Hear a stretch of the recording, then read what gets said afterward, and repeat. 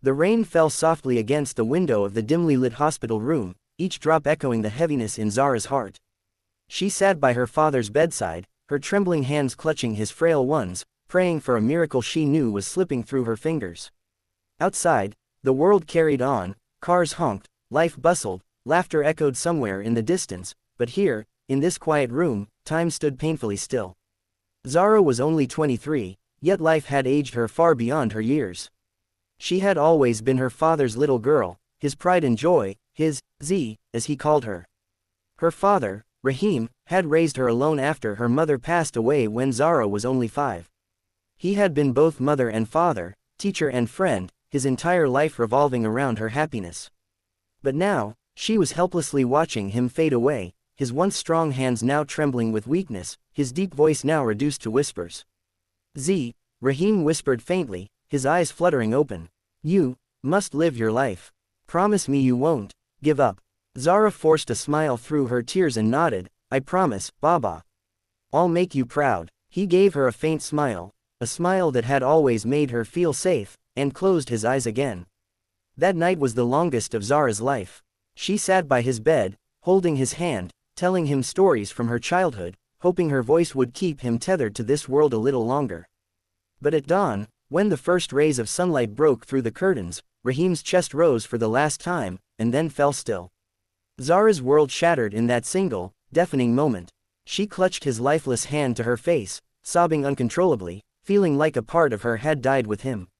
The nurses gently tried to console her, but their words were lost in the storm of her grief. Life after Rahim's death became a blur. Zara returned to their small apartment, which now felt like an empty shell.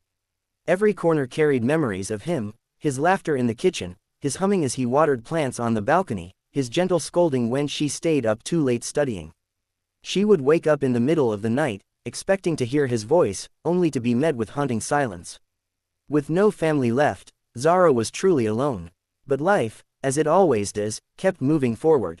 Zara found herself working at a local bookstore, a quiet refuge where she could drown in the smell of old books and escape reality. She had always loved stories. Her father used to read her bedtime stories every night, his voice weaving magic into her dreams. Now, she found comfort in them again. It was in that bookstore that she first met Ion. He was a tall young man with kind eyes and an easy smile. He had come in looking for a book, but instead of leaving after finding it, he lingered, striking up a conversation with Zara. There was something about him, a warmth, a sincerity, that drew her in. Over time, Ion became a regular visitor, always finding some excuse to come by, whether it was a new book release or just a cup of coffee. Slowly, Zara's heart began to heal. Months passed, and Ion became her closest friend. He was there for her on days when grief consumed her, listening patiently, never rushing her healing. He made her laugh again, reminded her that life could still hold beauty, even after devastating loss. And before Zara knew it, she had fallen in love. It was a quiet, tender kind of love, one that grew in the simple moments. Like when Ion would show up at the bookstore with her favorite coffee, or when he would walk her home under the streetlights, holding her hand without saying a word. But Ion carried his own scars. One rainy evening, as they sat on a park bench, Ion finally opened up about his past. He had lost his younger sister in a tragic car accident years ago, and the guilt of not being able to save her still haunted him. I was supposed to pick her up from school, he whispered, his eyes filled with pain. But I was late. She walked home, and that's when the accident happened. Zara held his trembling hands, tears streaming down her face as she whispered, "It wasn't your fault." In that moment, they became each other's safe haven, two broken souls finding solace in each other's arms. For a while, life felt beautiful again. They built dreams together, talked about traveling the world, about getting married one day, about starting a family. Zara felt like her father would have been proud of the woman she was becoming, stronger, braver, still capable of loving deeply despite all the pain. But life, as it often does, had another cruel twist waiting. Ion was diagnosed with a rare heart condition. The doctors said he needed surgery immediately, but even then, the chances were slim. Zara's world crumbled once more. She couldn't lose him, not after everything.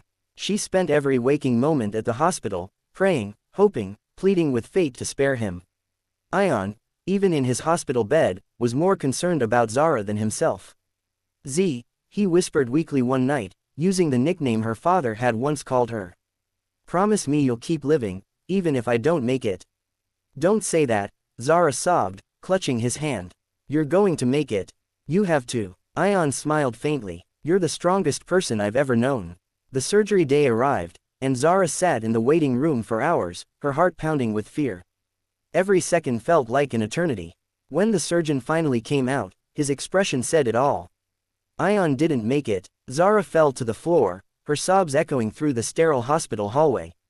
She felt like her heart had been ripped from her chest. First her father, now Ion, the two people she loved most in the world were gone. Days turned into weeks, and weeks into months. Zara moved through life like a shadow of herself, numb and broken. She often found herself sitting on the park bench where she and Ion used to talk, clutching his favorite book in her hands, tears silently streaming down her face. But one evening, as the sun set and the world was bathed in golden light, Zara remembered her father's words, "Promise me you won't give up." And for the first time in months, she felt a spark of determination ignite in her heart. She realized that both her father and Ion would have wanted her to live, truly live. Not just survive, but find happiness again. So, Zara made a decision. She left her job at the bookstore and decided to travel, to see the world the way she and Ion had dreamed. She visited mountains, oceans, bustling cities, and quiet villages. She met people who touched her heart, heard stories that reminded her of her own, and slowly, she began to heal. Years later, Zara sat on a park bench, the same one where she and Ion had spent countless evenings. She was older now, her hair streaked with gray, but her eyes were filled with peace. A little girl ran up to her, her daughter, with Ion's smile. Zara scooped her up in her arms, tears filling her eyes as she whispered, "Your papa would have loved you so much." Though Ion was gone, Zara carried his love in her heart forever. She had kept her promise, she hadn't given up. She had built a life filled with love, memories, and hope. And as the sun set behind her, painting the sky in hues of orange and pink, Zara finally felt at peace.